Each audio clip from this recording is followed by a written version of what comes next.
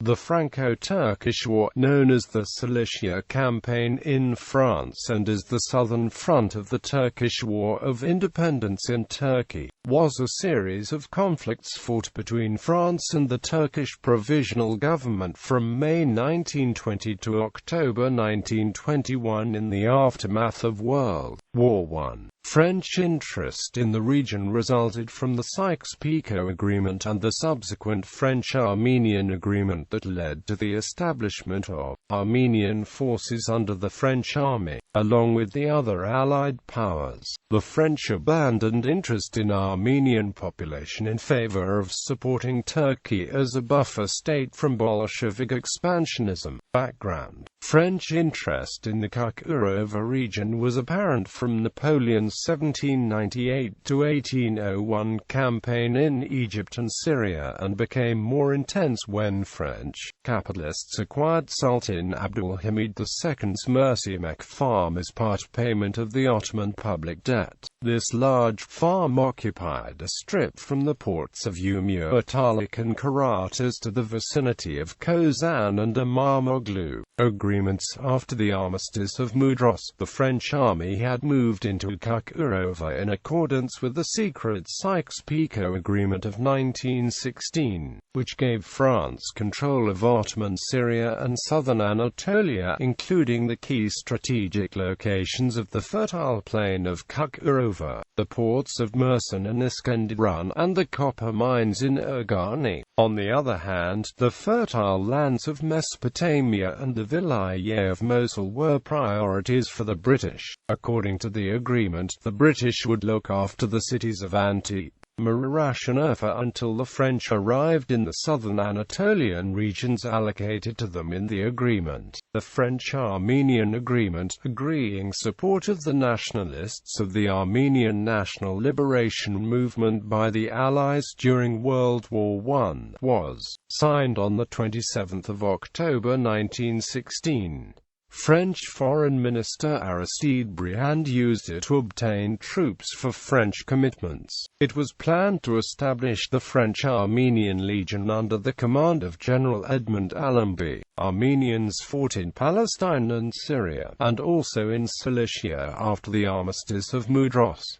French occupation of Asia Minor. Black Sea landings. After the Armistice of Mudros, the first thing the French military did was to control the strategically important Ottoman coal mines in which French capital held significant stakes.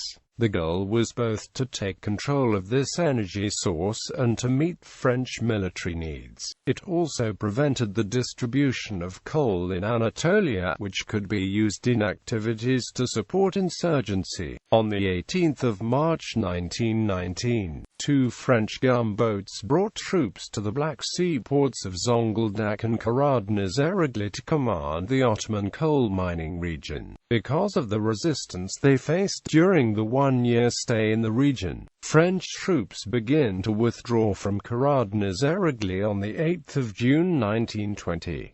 They continued to pursue their occupation in Zonguldak, where they occupied the whole city on 18 June 1920. Constantinople and Thrace operations. The main operations in Thrace aimed to support the strategic goals of the Allies. A French brigade entered Constantinople on 12 November 1918.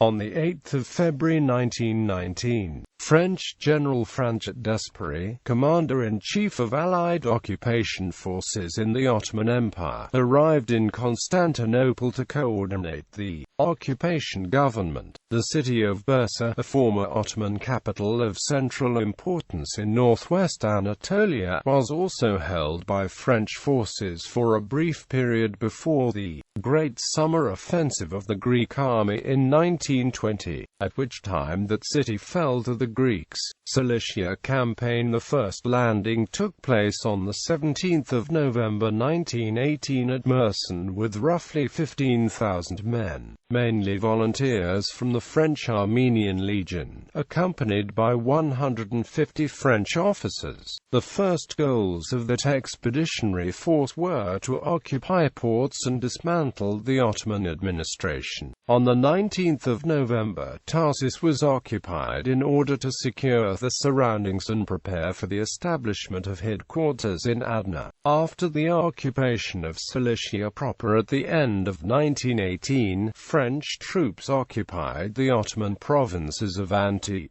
Marash and Urfa in southern Anatolia at the end of 1919, taking them over from British troops as agreed. At the eastern tip of the occupation zone in the south, the city of Mardan was also occupied for one day until the evening, when the French thought it better to abandon the occupation attempt. France designated Edouard Braimond governor of the French occupation zone in the south from January 1, 1919 September 4, 1920, and Julien Dalyar from September 1920 to 23 December 1921. In the regions they occupied, the French encountered immediate resistance from the Turkish, especially because they had associated themselves with Armenian objectives. The harassment of local women by Armenian auxiliary troops is cited as one of the immediate causes of the uprising in Antip. The French soldiers were foreign to the region and were using Armenian militia to acquire their intelligence. Turkish nationals had been in cooperation with Arab tribes in this area. Compared to the Greek threat, the French seemed less dangerous to Mustafa Kemal Pasha, who suggested that, if the Greek threat could be overcome, the French would not resist, especially as they wanted to settle in Syria.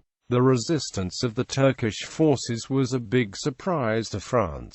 They blamed the British for the failure to curb the power of the local forces to resist. The strategic goal of opening a southern front by moving Armenians against the Turkish national forces was a failure after the defeat of the Greek forces to the west. On the 11th of February 1920, after 22 days of the Battle of Marash, the French occupation troops, followed by members of the local Armenian community, found themselves forced to evacuate Marash by the resistance and assaults of the Turkish revolutionaries. The loss of the city was accompanied by large-scale massacres of the Armenian population, with thousands of victims. French Armenian Legion member Sarkis Taurasi and suspects in his die that the French forces gave weapons and ammunition to the Kemalists to allow the French army safe passage out of Cilicia. Marash militia forces contributed further to the war effort by taking part in the recapture of other centers in the region, forcing the French forces to retreat gradually, town by town. Battle of Kabo Ghazi. Battle of Kabo Ghazi was an engagement fought between the Turkish nationalists and the French battalion on Taurus Mountains. While trying to evacuate Taurus Mountains, the French battalion under Major Mesnil was defeated by the Turkish nationalists on 21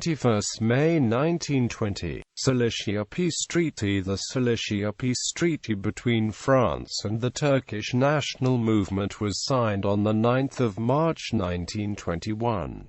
It was intended to end the Franco-Turkish War, but failed to do so and was replaced in October 1921 with the Treaty of Ankara. End of hostilities. The conflicts officially ended with the Treaty of Ankara signed by representatives of the French government and the Turkish Grand National Assembly on 20 October 1921, and finalized with Armistice of Mudanya. Withdrawal and population movements. The French forces withdrew from the occupation zone in the first days of 1922, about 10 months before the Armistice of Mudanya. Beginning on 3 January, French troops evacuated Mersin and Dortiyol. On 5 January they left Adana, Sechin and Tarsus. The evacuation was completed on 7 January with the last troops leaving Osmaniye. In the early stages of the Greco-Turkish War, French and Greek troops jointly crossed the Merig River and occupied the town of Uzunköprü in eastern Thrace and the railway route from the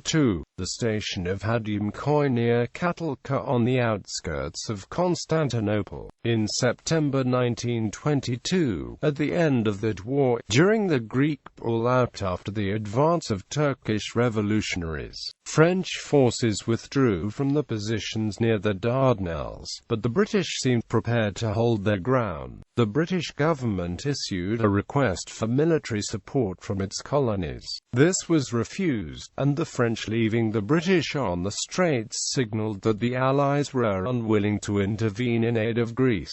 Greek troops and the French withdrew beyond the Merig River. Aftermath. Along with the other Allied powers, the French abandoned interest in Armenian population in favor of supporting Turkey as a buffer state from Bolshevik expansionism. France had better relations with the Turkish nationals during the Turkish War of Independence, chiefly on account of breaking Triple Entente solidarity and signing a separate agreement with the Turkish national movement. The Treaty of Ankara did not resolve the problems in connection with the Sanjak of Alexandretta. However, positive Franco-Turkish relations were maintained. French policies supporting the Turkish independence movement were set back during the Conference of Lausanne on the abolition of the capitulations of the Ottoman Empire. French objections during the discussions on abolition were perceived as contravening full Turkish independence and sovereignty. Furthermore, the fact that the Sanjak of Alexandretta remained under French control also contributed to the tension between the two countries, as the Turks claimed the land in the Musak-i-Milli.